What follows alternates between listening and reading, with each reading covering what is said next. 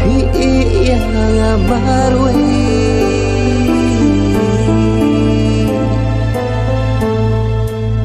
dah hajar ki umat dah hajar ki kenti ngaku tuan baik saksi si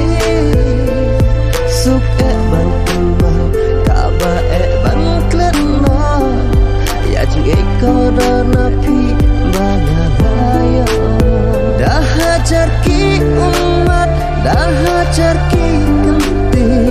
ngaku tuan baik saksi si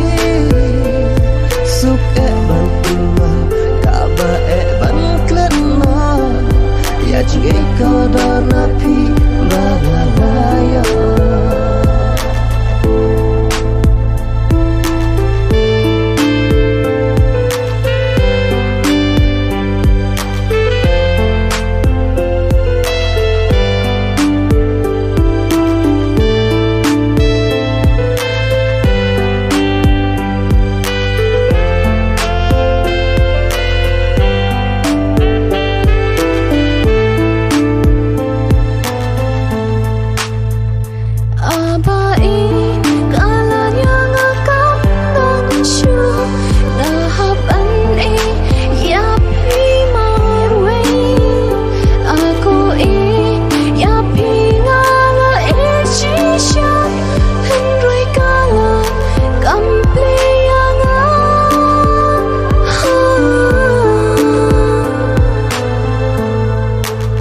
dah hajar ki umat dah hajar ki kenti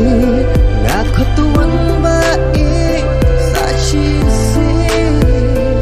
suke bang tumbang kaba bang klena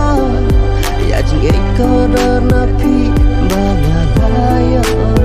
dah hajar ki umat dah hajar ki kenti ngaku tuan baik saksi si suke bang tumbang kaba bang klena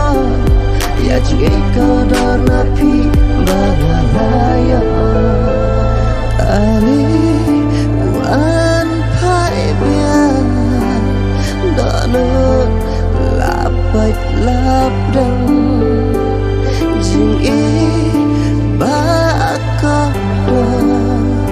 tangnya pi kaneu ko